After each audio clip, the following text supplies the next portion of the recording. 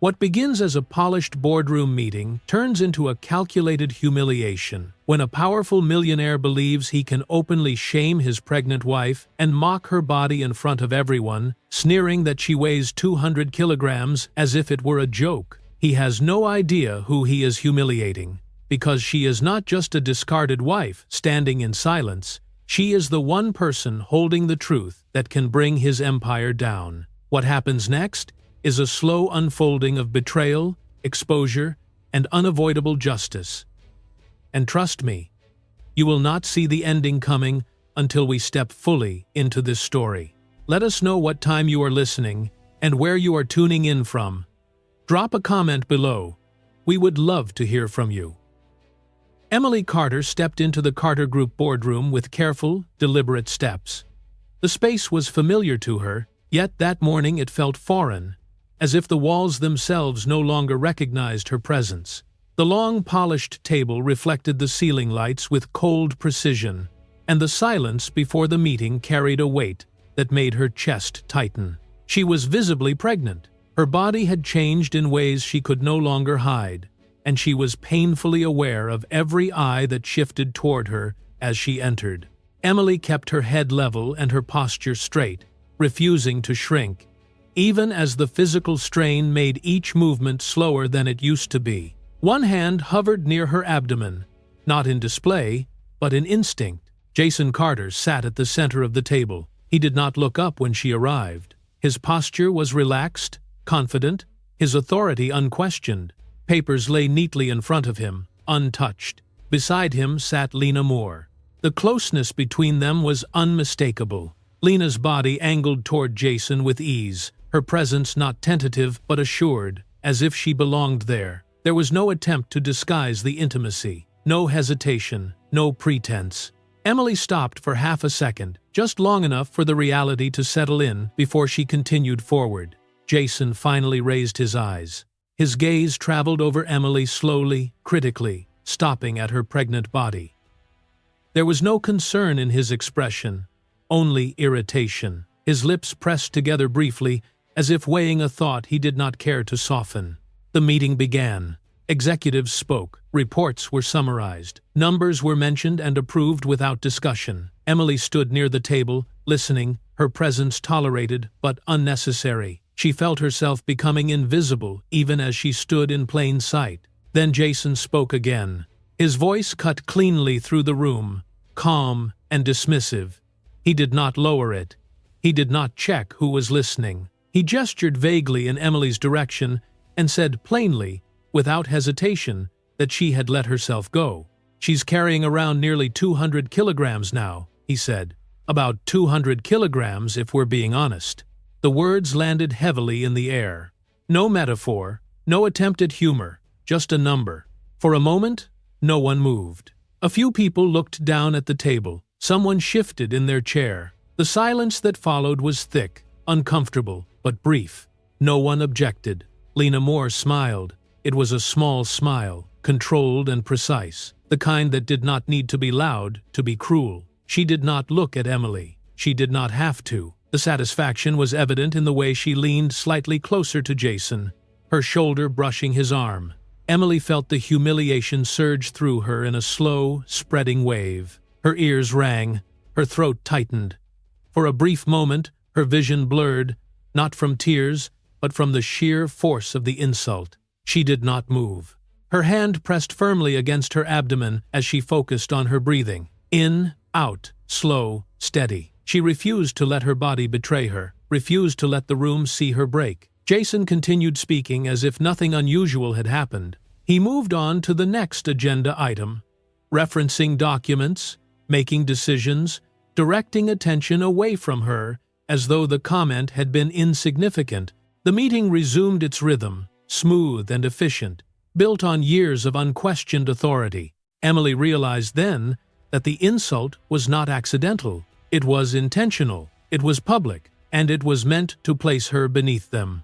Lena adjusted her posture, openly comfortable beside Jason, her presence now undeniable. Jason did not ask her to move.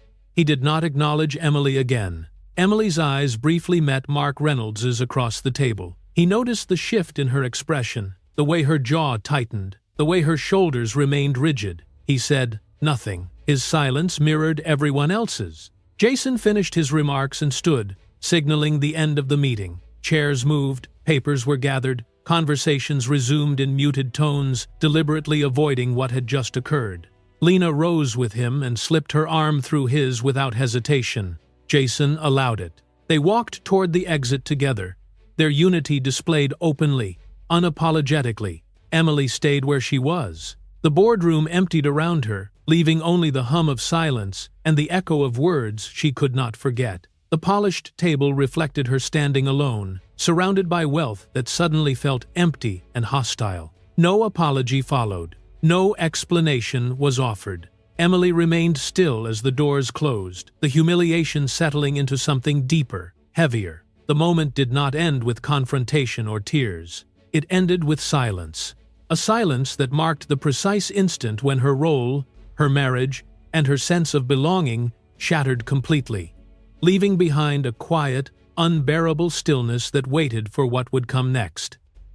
Emily Carter left the boardroom with slow, heavy steps, each movement requiring more effort than the one before. The polished floor reflected the lights above her, but she did not look down. She focused straight ahead, keeping her pace steady, unwilling to let the weight in her chest show itself in her posture. Her breathing had grown shallow without her noticing. The quiet hum of the office corridor felt louder now, magnified by the absence of voices behind her. No one followed. No footsteps hurried to catch up. No one called her name.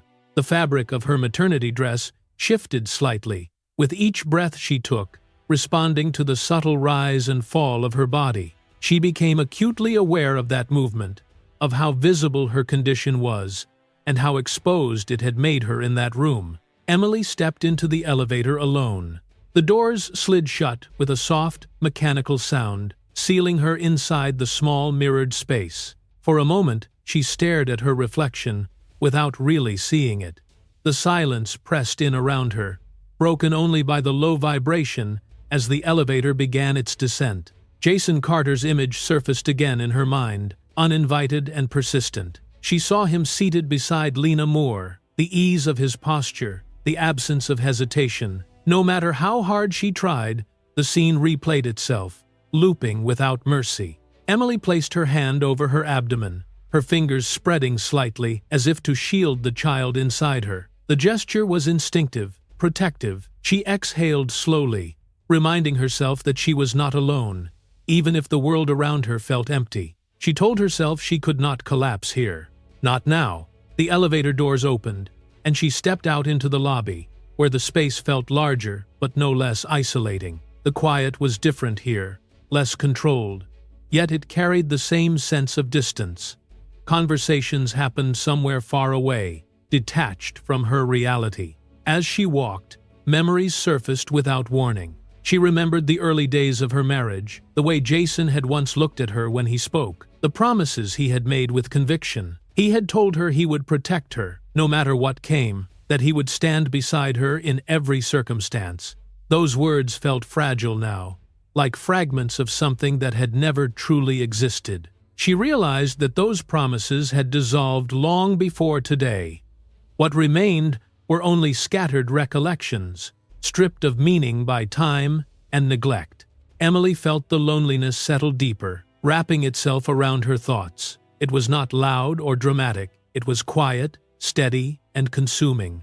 She reached for her phone, then stopped. Calling Jason would change nothing. She knew the silence on the other end would hurt more than any words he might offer. Slowly, she lowered the phone back into her hand and continued walking. Lena Moore's name had been appearing everywhere lately, whispered in hallways, mentioned casually in passing conversations. Emily had noticed it before, but had chosen not to dwell on it. Now, the pattern was impossible to ignore.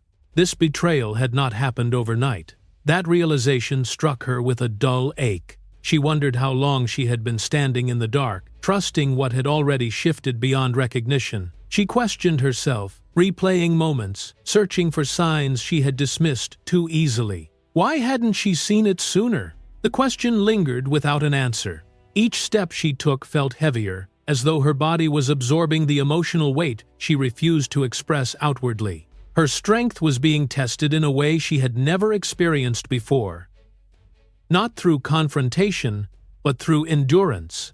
Emily stopped near a seating area and lowered herself onto a chair. The action was slow and deliberate. Once seated, she looked down at her hands, resting in her lap. They trembled slightly, betraying the calm she had tried to maintain. Still, no tears fell. The absence of tears surprised her. She had expected them, almost welcomed them, but they did not come. Instead, there was only a tight pressure behind her eyes and a hollow stillness in her chest. She understood then that crying would not undo what had happened. It would not restore respect. It would not change choices already made. Her child moved faintly beneath her hand, a small reminder of life continuing despite everything. That sensation anchored her, giving shape to a thought that had been forming quietly within her. This child was the only reason she could not give up.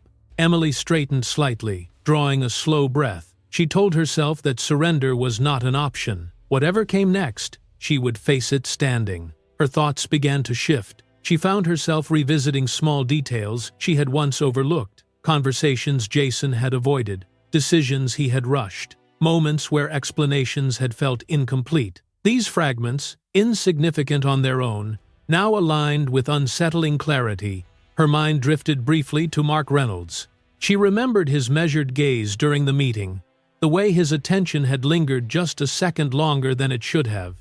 He had noticed.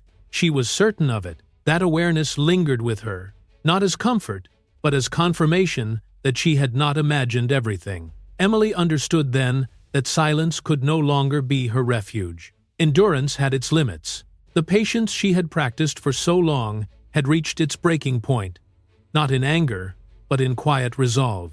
Something inside her shifted, subtle but irreversible. She stood. Leaving the chair behind, Emily walked toward the exit with renewed steadiness. The building did not look different, yet it no longer felt like a place she belonged. Each step away from it felt significant, deliberate. As she passed through the doors and into the open air beyond, she did not look back. That moment, quiet, unresolved, heavy with unspoken decisions, marked the first step into something unknown, suspended in silence, waiting for what would come next. Jason Carter began appearing openly with Lena Moore at major public events, no longer bothering with discretion. The change was not subtle. It unfolded in plain view, framed by cameras, formal venues, and polished smiles that made no attempt to soften the message being sent. Lena stood beside him with ease, her presence confident and unmistakable. Wherever Jason went, she followed, positioned close enough to leave no room for doubt. Their proximity was deliberate, consistent, and visible from every angle. The familiarity between them no longer invited speculation, it confirmed it. The upper circles of society noticed quickly. Conversations shifted, glances lingered, and assumptions hardened into conclusions. People who had known Jason for years recognized the difference in how he carried himself, how little effort he made to preserve appearances that once mattered to him. His personal life had changed, and he no longer cared who saw it. Emily Carter saw the images through financial news outlets and industry coverage. She did not seek them out, yet they appeared everywhere. Headlines, photos, short video clips embedded in articles about corporate expansion and partnerships. Jason and Lena stood together in each frame, aligned, composed, unbothered. There was no longer any attempt to hide. Jason offered no explanation. He gave no statements. He did not deny anything when questioned. His silence functioned as confirmation, a refusal to justify choices he had already made. That silence spoke louder than any denial could have. Lena, meanwhile, appeared entirely at ease with her new position. She moved through public spaces with assurance, responding to attention as if it were expected. There was no trace of hesitation in her demeanor, no sense that she believed she was overstepping. Her confidence suggested permanence. Within Carter Group, the rumors intensified. They traveled quickly through offices and meetings, carried by lowered voices and unfinished sentences. Employees noticed patterns they had not seen before. Lena appeared more often in places where she had never belonged. Her name surfaced in conversations that once excluded her. Emily began receiving looks she recognized immediately. They were not curious, they were sympathetic. People she passed in hallways avoided her eyes or held them for a moment too long, unsure of what to say. Some offered polite nods, others said nothing at all. The reactions confirmed what words no longer needed to. Jason did nothing to stop it. Lena's presence in important meetings became frequent, then expected. She sat where decisions were made, listening, speaking, contributing. Her involvement was no longer casual. It carried weight. Authority followed her into rooms that had once been closed. Emily understood what that meant. Her position was being eroded quietly, replaced piece by piece. The shift did not happen all at once, but it was undeniable. What had once belonged to her was being reassigned without ceremony. The affair was no longer private. It was structural. Jason began bringing Lena along on business trips, presenting her openly as part of his professional world. Their travel was documented, photographed, reported. Each appearance reinforced the same message. This was not temporary. Emily felt the reality settle into place, with a clarity that left little room for denial. The relationship had crossed a threshold. It was no longer a secret, nor was it treated as a mistake. It had become a statement. She began paying closer attention. Details she had once dismissed now surfaced with uncomfortable sharpness. Decisions that had seemed rushed, conversations that had ended abruptly, moments when Jason's explanations had lacked substance. These fragments aligned, forming a pattern she could no longer ignore. Lena's influence extended beyond appearances. Emily noticed changes in how projects were approved, how resources were allocated. Certain decisions stood out, not because they were dramatic, but because they deviated just enough to raise questions. Financial choices that did not follow established logic began to emerge. Emily did not react publicly. She did not confront anyone. Instead, she observed. She remembered. She allowed each detail to register without comment, storing it carefully. Lena's ambition revealed itself gradually. It reached beyond the affair, beyond personal attachment. Her interest in the company was not superficial. She paid attention. She asked the right questions. She positioned herself strategically, aligning with authority rather than emotion. Jason allowed it. He did not interfere. He did not resist. His indifference to the boundaries he once upheld made it clear that he was no longer concerned with appearances or consequences. He believed his position was secure enough to absorb any scrutiny. Emily realized then that this situation had outgrown personal betrayal. It had expanded into something broader, more complex. Power and control were now part of the equation. What was happening affected more than her marriage. It reached into structures that governed decisions, influence, and responsibility. She understood she was facing more than emotional loss. The realization carried weight, not fear. It sharpened her focus. Emily began keeping track of what she saw and heard, noting the shifts that others overlooked. She did not share her observations with anyone. Silence remained her shield. Mark Reynolds watched quietly from within the system. His role placed him close enough to sense instability, yet distant enough to avoid drawing attention. He noticed the same irregularities, the same gradual changes that did not align with standard procedure. Neither of them spoke about it. Jason, confident in his authority, continued without hesitation. His trust in his position bordered on arrogance. He believed no one would challenge him. No one would look closely enough to question his choices. Emily knew better. She understood that unchecked confidence created blind spots, and blind spots invited exposure. Without making a single move, without revealing her thoughts, Emily allowed the situation to continue unfolding. Each appearance, each decision, each public moment added another layer to a truth that was becoming impossible to conceal. A response was forming, not through action yet, but through understanding. The outline of a counterweight took shape quietly, without urgency, without noise. It existed only as a possibility, waiting. As the distance between appearance and reality narrowed, one certainty remained. The truth was no longer hidden.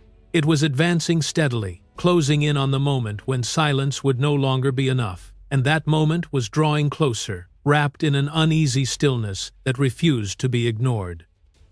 Robert Carter noticed the change before Emily Carter said a single word. It wasn't a dramatic breakdown or a tearful confession, but something quieter and more alarming, an unnatural stretch of silence that lingered around her like a heavy coat. She sat with her shoulders slightly tense, eyes fixed on nothing in particular, as if her mind was still trapped in a room she had already left. Emily, 30 years old, looked exhausted in a way that went beyond physical strain. Her face held a careful stillness, the kind people wear when they are trying not to fall apart in front of someone they love. She didn't volunteer details. She didn't rush to explain. But the fatigue in her gaze made Robert's instincts sharpen. He studied her first, not the way a curious person would, but the way someone trained by years of reading danger reads a quiet room. He watched the tiny movements, how her fingers tightened and relaxed, how her breathing kept catching at the top of each inhale, how she paused before answering even simple questions. He let the silence stay long enough to show her he wasn't going to pressure her. Yet he wasn't going to be fooled by the calm she was trying to perform. When Robert finally spoke, his voice was low and steady. He asked what had happened, but he didn't frame it like an interrogation. He made it a doorway. He gave her space to step through it on her own terms. Emily chose her words slowly. She told the truth in pieces, controlling her emotions with effort that was visible if you knew where to look. Each sentence felt like it had to pass through a narrow gate in her throat before it could come out. She did not dramatize anything, and that restraint made the facts land harder. Robert listened without interrupting. He did not rush her. He did not correct her. He did not fill the gaps with assumptions. He let her speak until the entire shape of the story was laid out, and only then did he allow the meaning to settle in his chest. When Emily described Jason Carter humiliating her publicly while she was pregnant, Robert's hand tightened involuntarily. The gesture was small, but it was real. Anger surged up, fast and hot, the kind that normally demanded immediate action. He did not explode. Instead, Robert forced himself into clarity. He sat with the anger and examined it, refusing to let it steer him into a mistake. He understood instinctively that what Emily described was not a single cruel moment. It was part of a pattern. Jason's behavior wasn't just personal cruelty. It was power, used recklessly, used publicly, used as a weapon. Emily mentioned how frequently Lena Moore had been appearing around the company, how visible she had become, how normal the affair seemed to everyone watching. Robert didn't need a long explanation to connect the dots. The more Emily spoke, the more it sounded like influence and control were being reshaped quietly inside the walls of Carter Group. Robert's eyes hardened, but his voice stayed calm when he told Emily not to act impulsively. He did not ask her to endure. He did not ask her to stay silent forever. He asked her to pause, because timing mattered, evidence mattered, and once something like this turned public, it could not be taken back. He reached out to Mark Reynolds discreetly. When Mark arrived, he carried himself with measured professionalism, dressed in a black suit that matched his composed demeanor. Robert explained the situation without exaggeration, and Mark listened in the same way Robert had, focused, controlled, absorbing every detail as if he were already mapping consequences. The three of them agreed on one rule immediately: absolute secrecy in the early phase. Not because Emily should be ashamed, but because truth without structure could be crushed by power. They needed protection, built out of procedure, not emotion. They needed the kind of groundwork that could survive denial, manipulation, and pressure. Emily was advised to keep her routines normal, to avoid sudden moves that would alert Jason or Lena. The advice felt bitter, but Emily understood the strategy beneath it. Stability would be camouflage. Calm would be armor. Robert began quietly examining Jason's financial relationships, treating every connection like a thread that might lead somewhere important. He didn't announce what he was doing. He didn't make threats. He simply started looking. Mark, in parallel, began reviewing changes in Carter Group's legal structure and internal records. He approached it like a patient operation, slow, deliberate, and precise. He did not jump to conclusions. He searched for patterns that could be proven, not just suspected. Meanwhile, Lena Moore remained unaware that she had entered their line of sight. She continued to appear as usual, moving with the confidence of someone who believed the world had already accepted her place in it. Jason Carter, too, remained convinced everything was under control. That belief was visible in the way he carried himself, the way he dismissed tension, the way he acted as though consequences were problems meant for other people. Emily, caught between hurt and shock, felt something she hadn't felt in a long time: protection. Not empty reassurance, but a real presence beside her. Robert's calm made the air around her less hostile. Mark's seriousness made the situation feel less hopeless. For the first time since the humiliation, she did not feel alone inside the problem.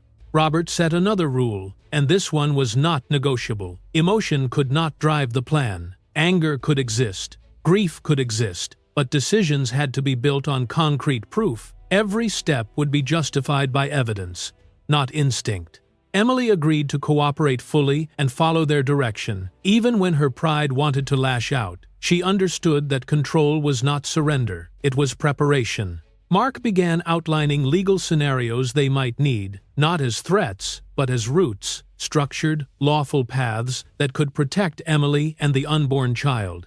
Robert kept the central objective clear in a single sentence: safeguard his daughter and her baby, no matter what it took. Silence, they decided, would remain their safest cover for now. Emily absorbed the weight of that truth and recognized something else beneath it. This was only the beginning.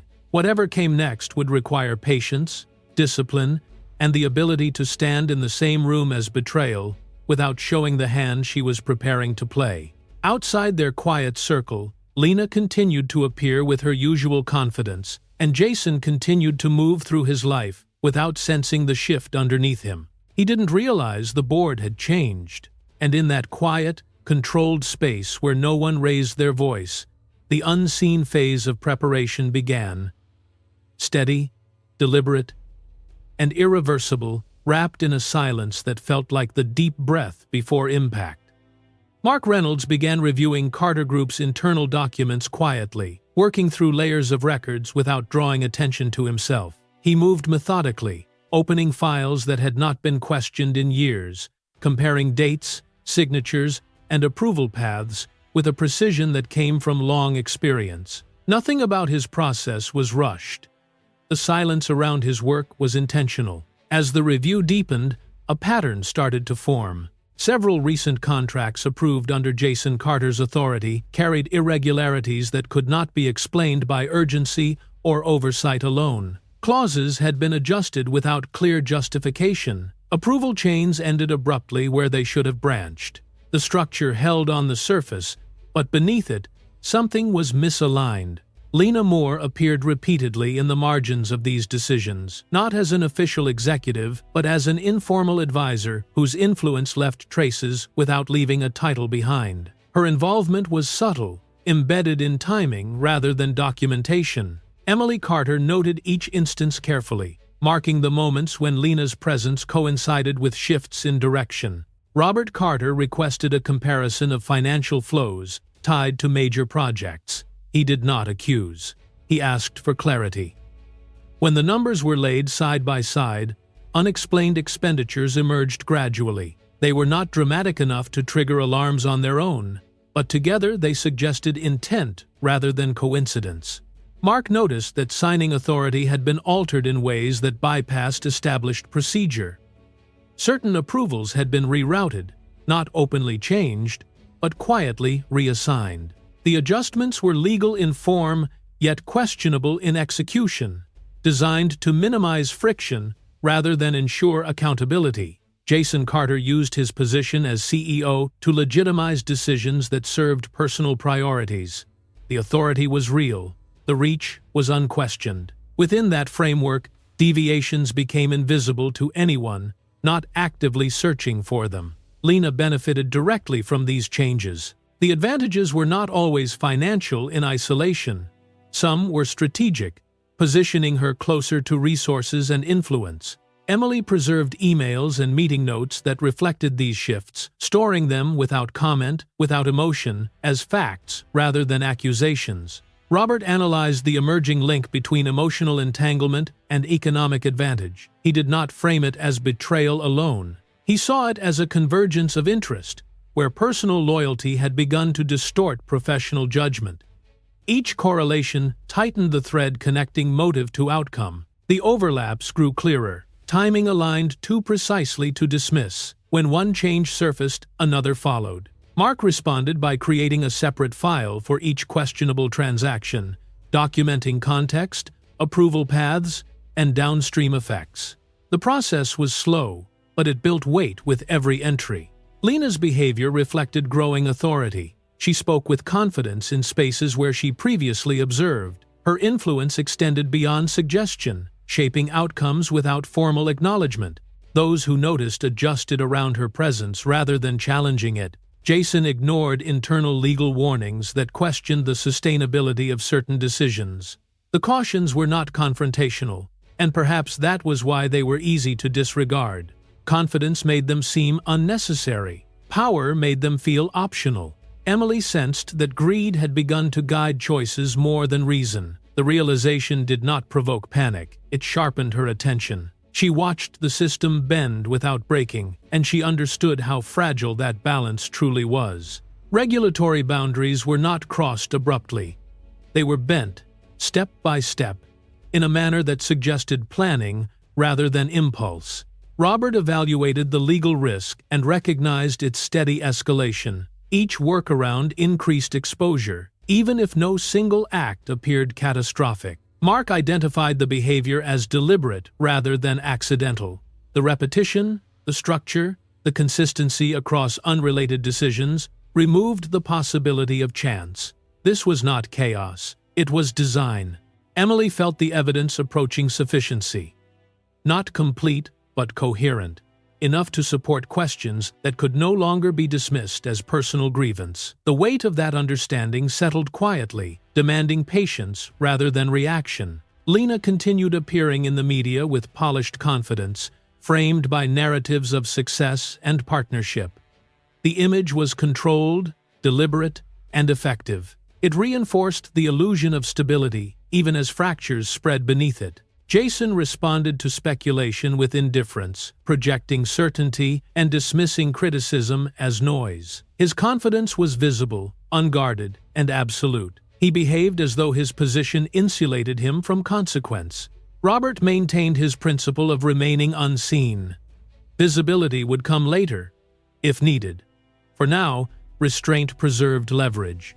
Every piece of data was stored in clear chronological order, forming a sequence that could not be easily challenged once revealed. Mark prepared potential legal pathways, not as threats, but as options grounded in documentation. Each scenario remained hypothetical, waiting for the moment it might be required. Preparation replaced urgency. Emily stayed out of direct involvement in company operations. Her distance was intentional, preventing interference while protecting credibility. She observed without touching, recorded without reacting, and allowed events to unfold under their own momentum. Lena believed she controlled the situation. The confidence showed in her posture, her tone, her ease. She mistook silence for acceptance and interpreted the absence of resistance as victory. Jason shared that belief. His trust in his authority bordered on certainty. He did not imagine that restraint could be strategic or that quiet could be calculated. That overconfidence dulled their awareness. It slowed their instincts. It created space. In that space, transactions made in the shadows continued to accumulate, each one adding weight to a structure built not on accusation, but on proof. The room around these facts remained still, disciplined, and contained, holding its breath as the unseen record grew heavier, waiting for the moment silence would no longer be enough.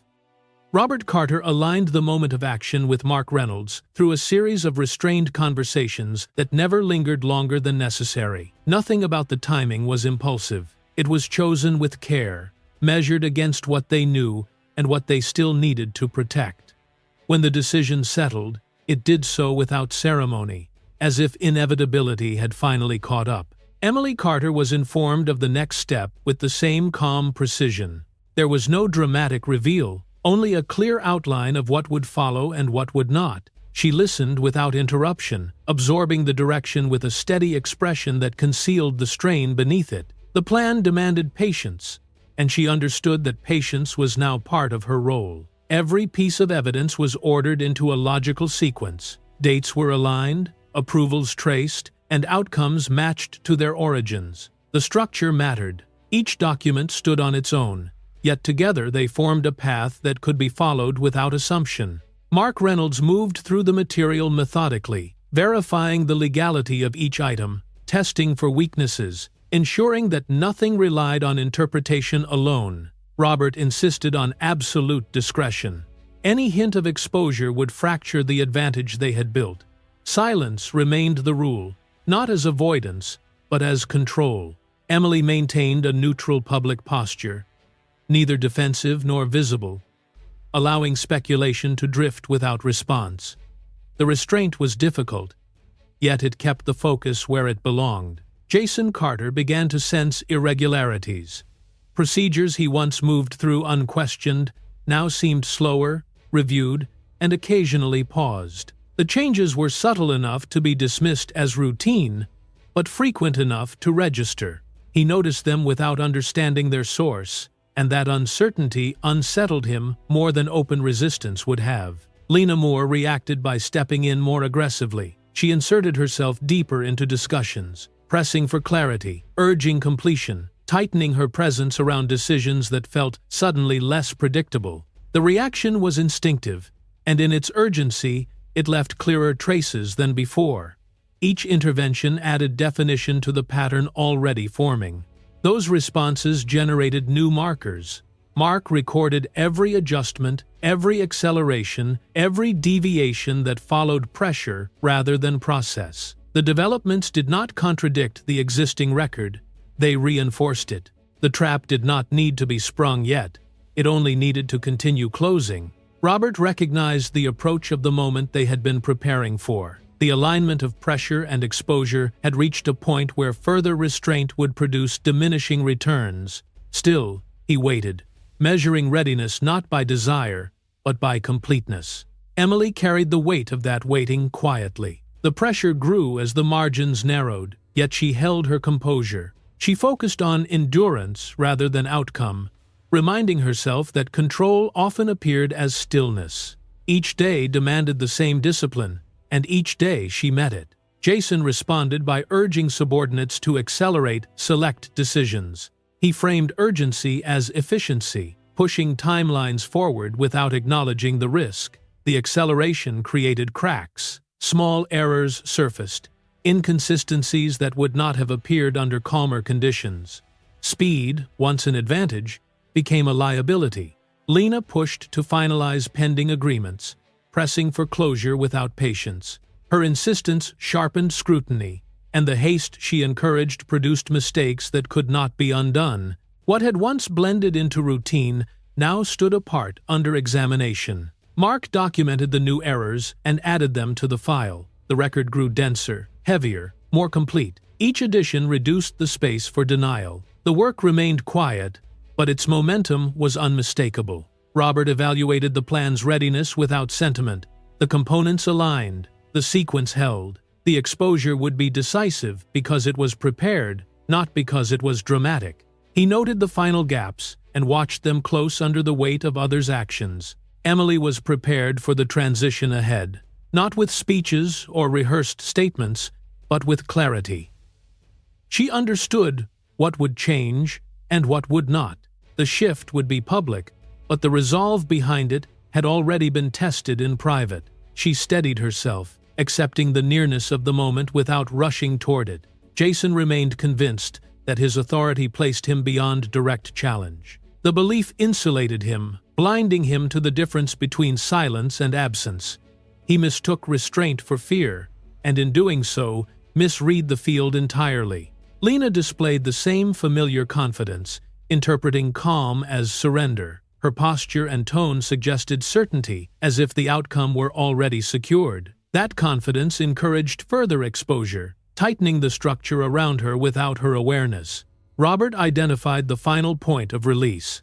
It was not dramatic in itself, but it was precise, chosen for its clarity rather than its spectacle. The setting would matter. The timing would matter. Everything else was already in place.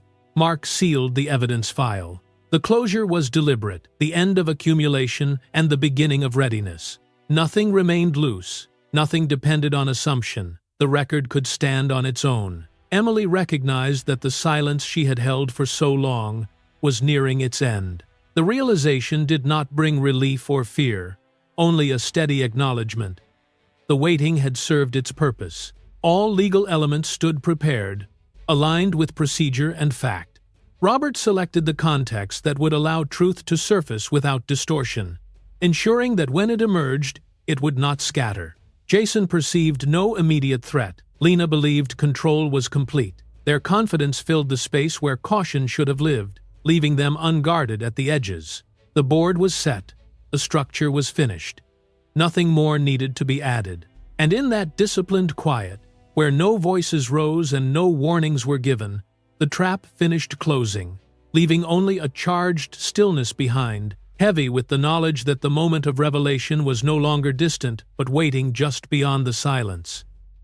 Emily Carter decided she would no longer remain hidden behind preparation and silence. The choice did not arrive suddenly. It settled into place with a quiet certainty that left no room for hesitation. What had been gathered, reviewed, and restrained now demanded presence. She understood that visibility would change everything, and she accepted that consequence without retreat. She arranged a final meeting with Mark Reynolds to review the file one last time. The setting was controlled, private, and purposeful. Mark moved through the documents with practiced efficiency, confirming sequences, verifying signatures, and checking that nothing relied on assumption. The process was calm, procedural, and exact. There were no surprises, only confirmations.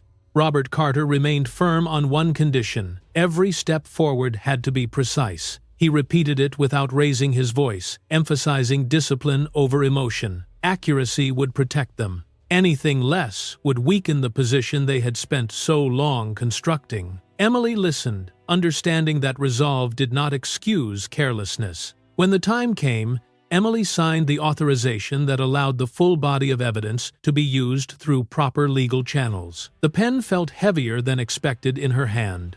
She paused only once before setting her name down, aware that the act closed one door permanently while opening another she could not step away from. Mark explained the legal consequences that could follow once the truth became public. His tone was factual, not alarmist. Exposure would bring scrutiny, resistance, and attempts to redirect blame. The structure they had built would be tested. Emily absorbed every word without interruption, her expression steady, her focus unbroken. Inside her, the weight shifted. The child she carried became the clearest source of strength she had ever known. The awareness grounded her, transforming fear into purpose. Retreat was no longer an option. Whatever unfolded next would be faced directly, not endured quietly. Robert made his position unmistakable. He would stand beside his daughter through every phase that followed. His assurance was not dramatic, it was practical. Protection would be consistent, measured, and unwavering. Emily felt the stability of that promise and drew confidence from it.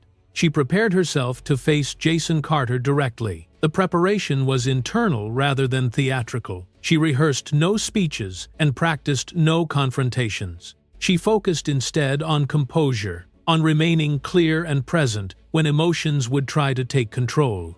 Emily chose to appear publicly as Jason's lawful wife. The decision carried symbolic weight, reclaiming a status that had been eroded through omission and spectacle. She would not position herself as an observer or a shadow. She would stand in the role that had never been relinquished, only ignored. Jason did not notice the change at first.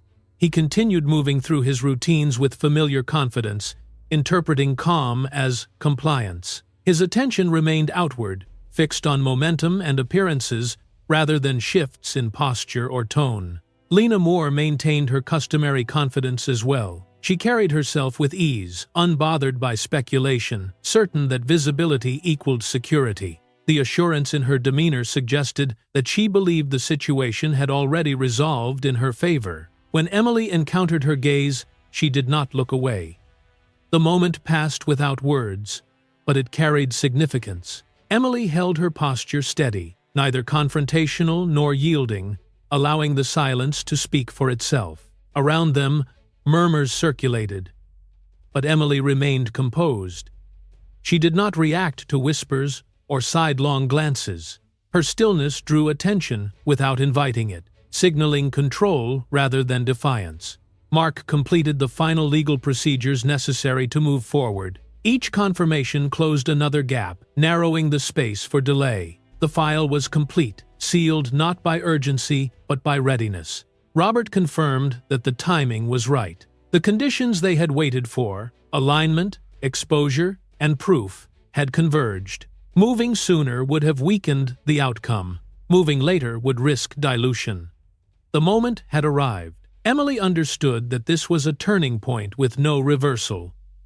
Once crossed, it would redefine relationships, structures, and perceptions. She acknowledged the permanence of that shift and accepted it without regret. Fear no longer dominated her thoughts. It existed, but it no longer controlled the direction she chose. In its place stood resolve, quiet, firm, and unmistakable. Jason remained convinced he controlled the situation. His confidence insulated him from warning signs, reinforcing the belief that authority alone could neutralize challenge. He saw no reason to prepare for confrontation. Lena shared that confidence. Her posture and tone reflected certainty, as if the field had already been secured. The absence of resistance was misread as concession. Emily prepared herself for public opposition, not with anger, but with steadiness. She understood that credibility would matter more than volume. Presence would matter more than reaction. Mark kept the plan confidential to the final moment. No signals were sent.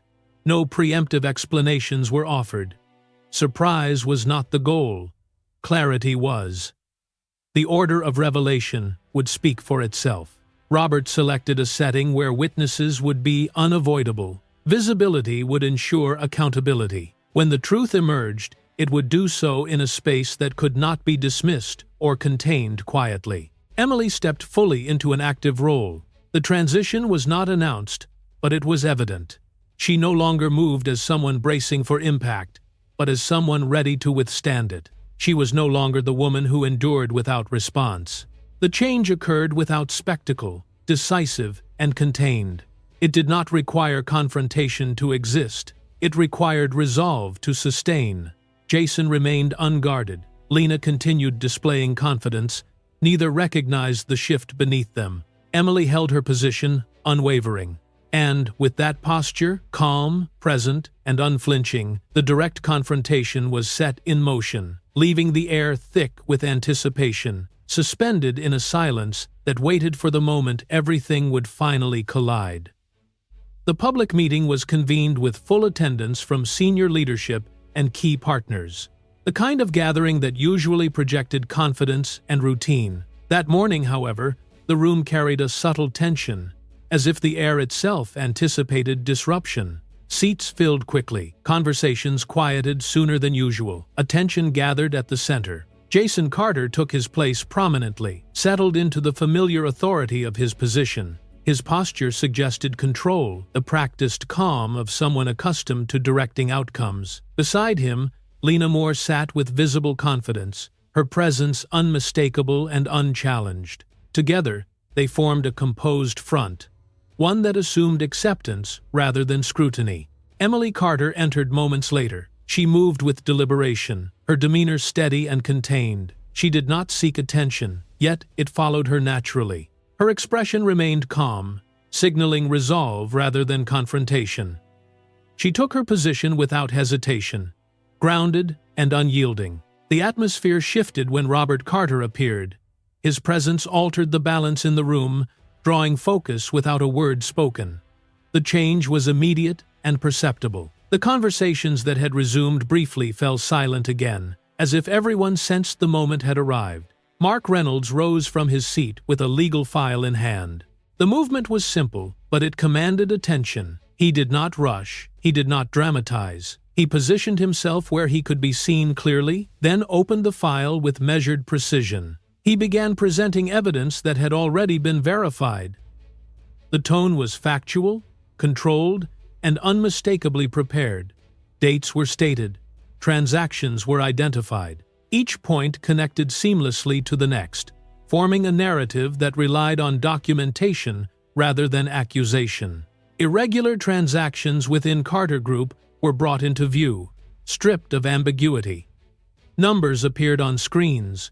Approval paths were outlined. Patterns emerged with clarity that left little room for interpretation. The room remained silent, absorbing the weight of what was being revealed.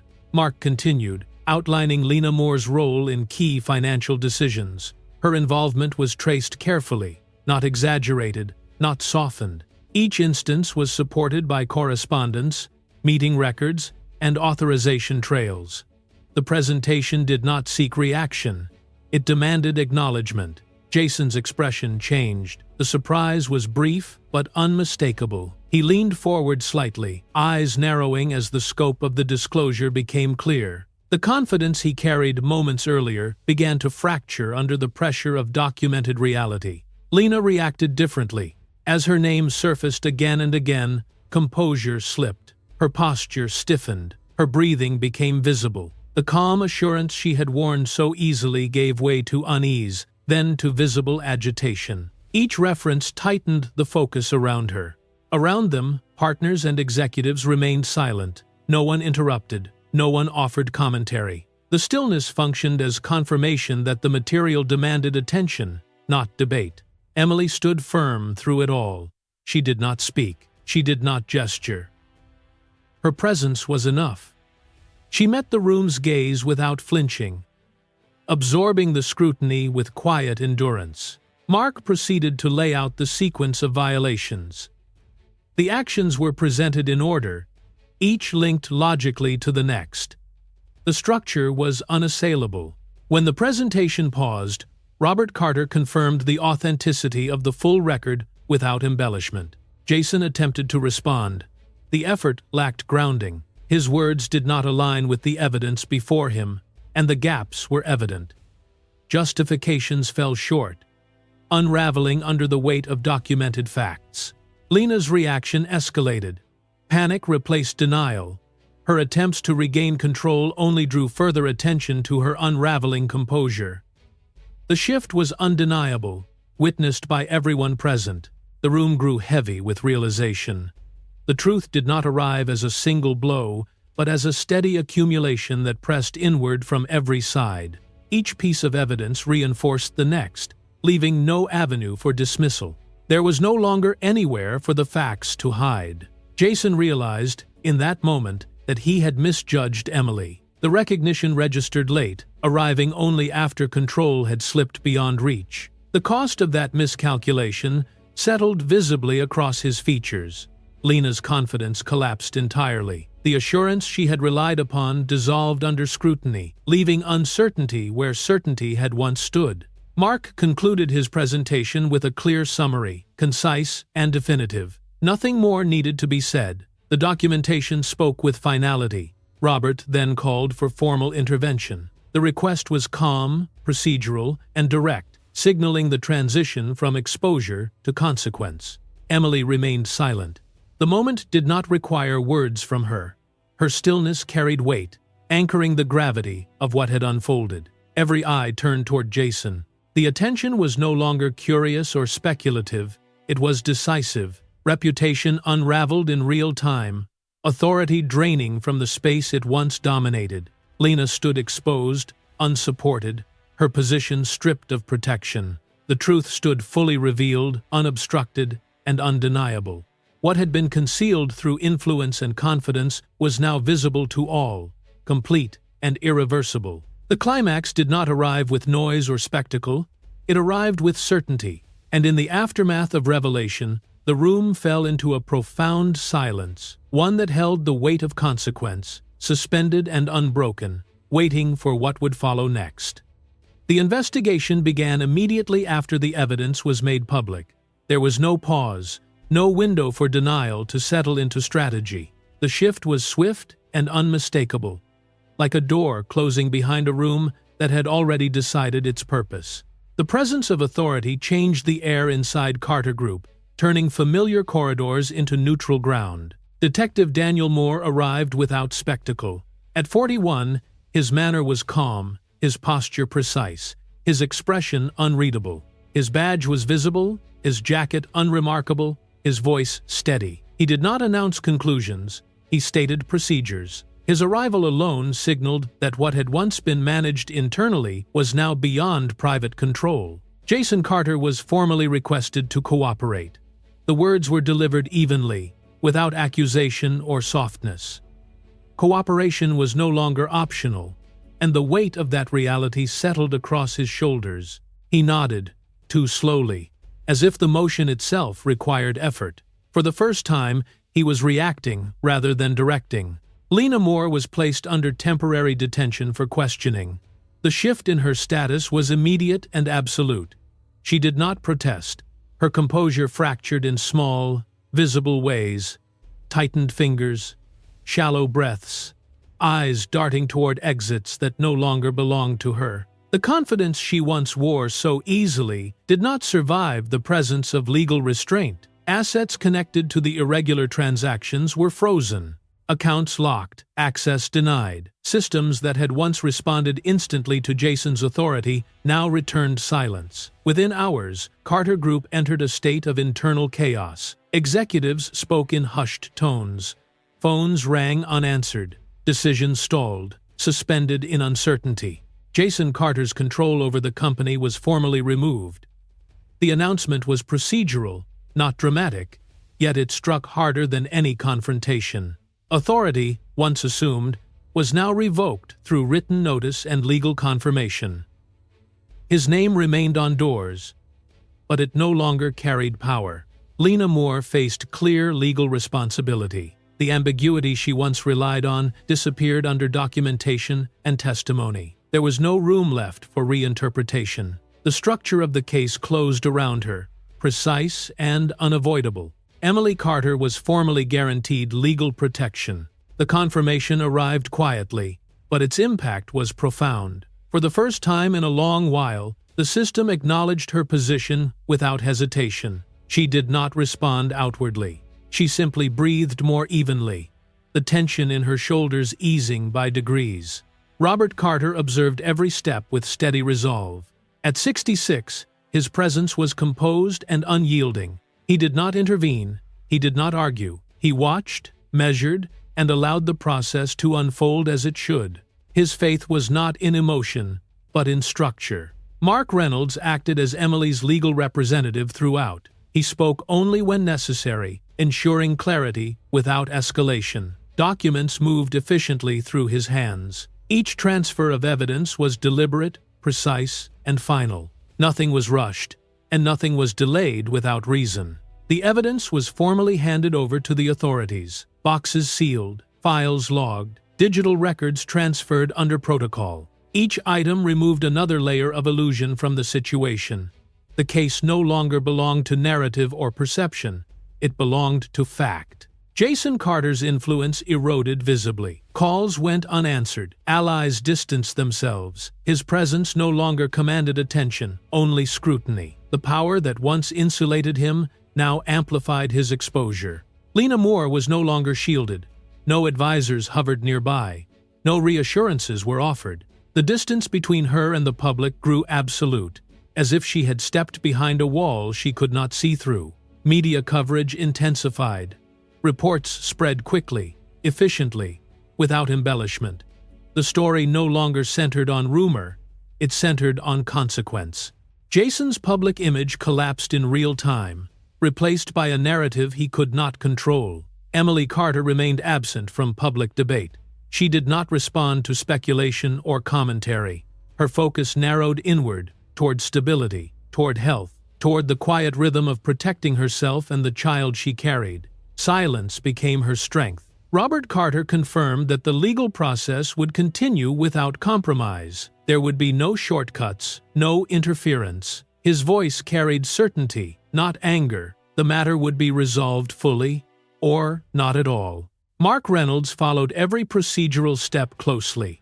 No detail was overlooked, no margin left unattended. The structure of the law became the framework through which the truth advanced.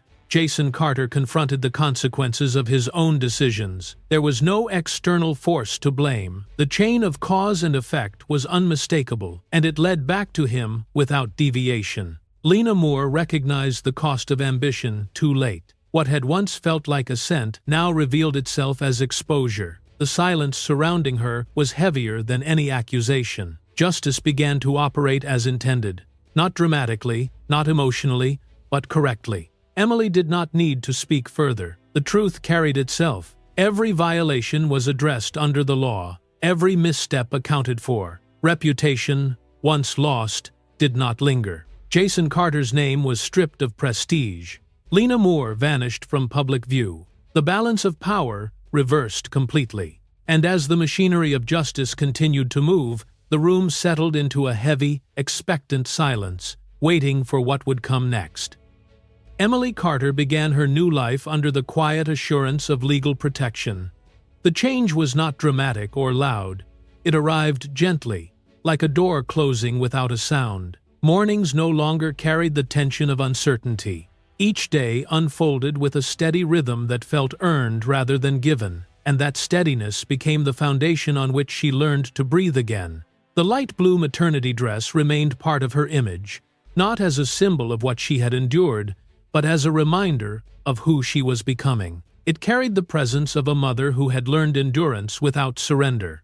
The fabric moved with her steps, calm and unremarkable, reflecting a strength that no longer needed to prove itself to anyone. The child growing within her became the clearest symbol of continuity, not a promise of revenge or correction, but of continuation. Life moved forward, indifferent to past humiliations, and Emily allowed herself to trust that motion. Each quiet moment, each measured breath, reinforced the understanding that survival had already transformed into something stronger. Robert Carter stayed close, not as a commander or strategist, but as a father who understood the value of silence. His presence was steady and unobtrusive. He did not speak often about what had been done, only about what remained possible. That restraint was his protection, and Emily accepted it with gratitude rather than dependence. Mark Reynolds completed the final procedures with precision. His role concluded without ceremony. Documents were filed, signatures confirmed, and obligations fulfilled. The law had done its work, not through spectacle, but through clarity. When his task ended, he stepped back without expectation, allowing the future to belong fully to Emily. Jason Carter no longer held any influence over her life. His absence was not celebrated, it was simply acknowledged. His name no longer carried weight in her decisions, nor did his image intrude upon her thoughts. What remained of him existed only as a lesson, not a presence. Lena Moore disappeared from the world that once amplified her confidence. There was no announcement, no farewell. She faded from the circles that had once rewarded ambition without conscience. Her disappearance was not a victory for Emily, but a confirmation that consequences did not require witnesses to be real. Emily chose a quiet life, not because she lacked strength, but because she had reclaimed it. She did not seek to rebuild her identity through confrontation or dominance. She allowed calm to become her measure of success. In that calm, she found a sense of ownership she had never fully known before. She did not pursue personal revenge. The urge dissolved on its own, replaced by something more durable. Peace became her priority, not as an escape, but as a value earned through restraint. Each day reinforced the idea that not every injustice required a personal response to be resolved. Tranquility emerged as her greatest asset. It allowed her to think clearly, to plan without fear, and to exist without anticipation of harm. The absence of constant vigilance was itself a form of freedom. Emily recognized it and protected it carefully. Robert Carter found satisfaction in knowing he had safeguarded his daughter, not through force, but through patience and judgment. His trust in the process affirmed itself in Emily's stability. That outcome mattered more than any public acknowledgement. Mark Reynolds closed the matter completely, ensuring every legal obligation was fulfilled. When he stepped away, there was no unfinished business. The closure was precise, definitive, and final. With it, the past lost its authority over the present. Emily focused on what lay ahead. Her attention shifted from what had been taken to what could still be built. She allowed herself to imagine a future defined by choice rather than reaction. That shift changed everything. Old wounds began to heal without being reopened. Healing did not erase memory, but it softened its edges. Pain became history rather than instruction. Emily accepted that healing did not require forgetting, only release. She was no longer defined by humiliation. That chapter closed without ceremony. The labels others had imposed lost their meaning. Emily reclaimed the authority to define herself on her own terms. Jason Carter became a lesson in arrogance, nothing more. His story no longer intersected with hers. The consequences he faced stood independently of Emily's future, which continued without reference to him. Lena Moore stood as proof of the cost of blind ambition. Emily did not dwell on it, she simply acknowledged that choices carried weight, whether witnessed or not. Emily kept what was rightfully hers, not possessions, but dignity, agency, and the quiet certainty of self-worth. Those could not be taken again. She did not require validation from those who had once dismissed her. Their opinions no longer mattered. The absence of their recognition felt liberating rather than lacking. Her new life was built on independence. Decisions were made carefully, intentionally, and without urgency. Each choice reinforced the stability she had earned. The child soon to be born carried hope, not as an abstract idea, but as a living presence. That hope grounded Emily in the present and oriented her toward the future. Robert Carter believed justice had been served, not because punishment had been visible, but because balance had been restored. That belief allowed him to step back with confidence. Mark Reynolds withdrew from his advisory role without ceremony. His work concluded, and the space he left behind remained calm and orderly. Emily closed an old chapter without regret. She did not rush the ending. She allowed it to settle naturally, like dust after movement. She moved forward with her self-respect intact. That integrity became her compass. It guided her decisions without requiring constant defense. The past no longer controlled the present. Its influence diminished with each deliberate step Emily took. Silence took on a new meaning. It was no longer imposed or fearful.